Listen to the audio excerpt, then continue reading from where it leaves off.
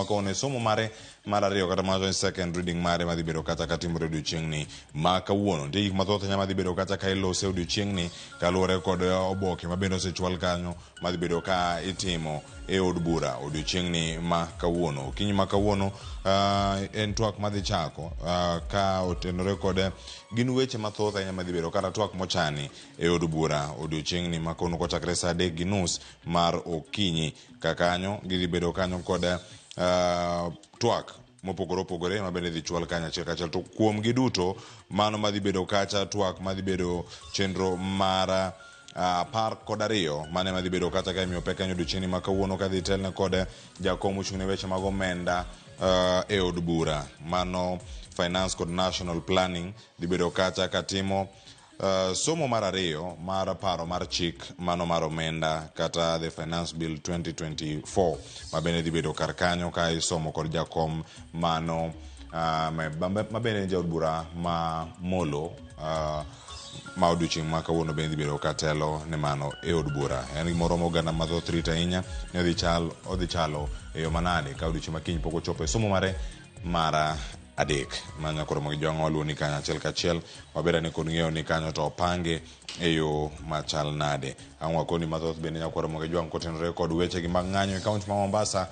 Joja oko yang'onwa ni koth chwe ahinya e kaunti ma Mombasa, to kata kamano jong'anyo makwedo paro mar chik omenda ma higani mar 2024 ne chano ng'anyo margi okinyi ma kawuono kata odiochieng' ma kawuono e kaunti ma Mombasa. Nonego girom kacha Mwembe tayari mano kama ne gibedo kanyo achiel kachiel ni ng'anyo ni to ne dhi bedo kacha e yo machal nade. Mano bende nobedo kanyo mondo wabed ne kod ng'eyo ni iluwe e yo machal nade. Mano odiochieng' ma kawuono bende ka otenore kod weche ma joja oko bende luwo odiochieng' ma kawuono, penjo maduong' en ni gidhi bedo kacha ka koth dhi miyo gichungi koso dhi bedo ka gionge.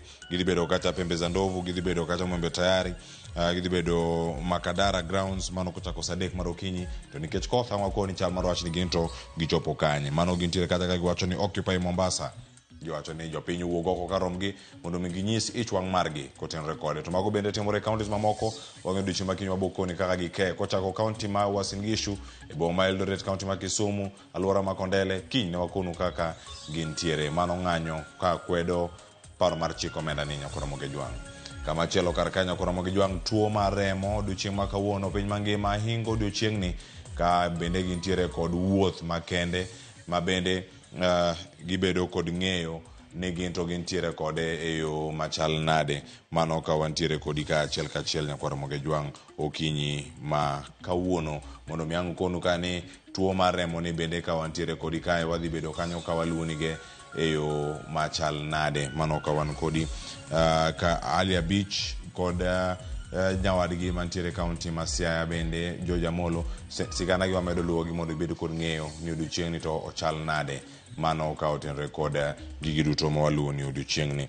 Ang' wakoni kanyo kwara moge jwang' kod mago bende jatend piny Kenya nitiere mano limbe mare kaunti mano ma Kericho odiochieng' ma kawuono ka thorwach ma ahinya odiochieng' ni ma kawuono mabedo ka iluwo ahinya odhi bedo ko entie kambi no mano mar Ketepa mondo rang ni gin gik mage adier ma timore achiel kachiel. Mano ka gintie kanyo koyawo achiel kuom mwandugo mago mag chai mabende wamedo luwo ni ka wakelo ni ka achiel kachiel.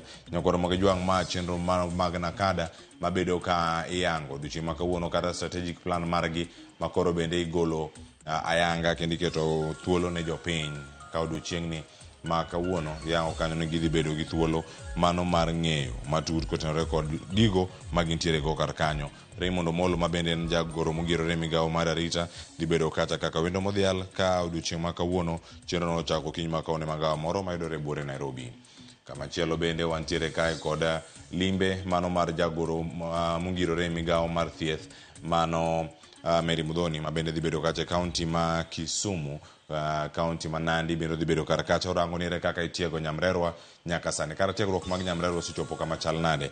Ma Millicent Adhiambo dhi bedo kae ka luwono achiel kachiel, kendo gino mayangore ni dhi bedo kae ka oluwo ahinya odiochieng'ni ma kawuono gin mage. Kanyo ka nitiere kaunti ma Kisumu dhi bedo kacha Ojola, kae to bang'e ang' ochop nyaka Rabuor. Mano training venue mago mag Nyamrerwa ma opogore. Kaunti ma Kakamega bende dhi bedo kacha ka nitiere Shirere Livingstone Church, mano ka nitie kanyo, kae to bang'e odhi Muka Plaza mayudore Aega mano mantiere kar kacha. Kar odhi bang'e Nandi County kama odhi bedo kacha Nandi Hills constituency, ka odhi bedo kacha Tea Planters Inn kama odhi bedo kanyo kobage twaka machalo kamano. Ang' wakoni ka achiel kachiel nyakoro moge jwang' bende magi gin weche mag somo kata tiegruok yan jiwo somb nyithindo e kaunti ma Homa Bay, ma bende yangore odiochieng' ma kawuono. Riwruoge ma kedo ne ratiro mag nyithindo medo jiwo sirkal mar kaunti ma Homa Bay mondo mi onyane winjruok makare kachiel koda ka chwalo chenro mag somo ne nyithindo. Ma wach riwruoge ma kedo ne ratiro mag nyithindo e kaunti ma Homa Bay bende koro jiwo ber mano mar mako motegno sob jopuonjre e kaunti no ma Homa Bay. Kae to bang'e ang' wabedane kod ng'eyo ni chenro to chomo kanye ahinya e kaunti no. Nyakoro moge jwang' wantiere kodi kae magin wechego mag lowo kachiel koda ka ratiro mag lowo e kaunti ma Migori.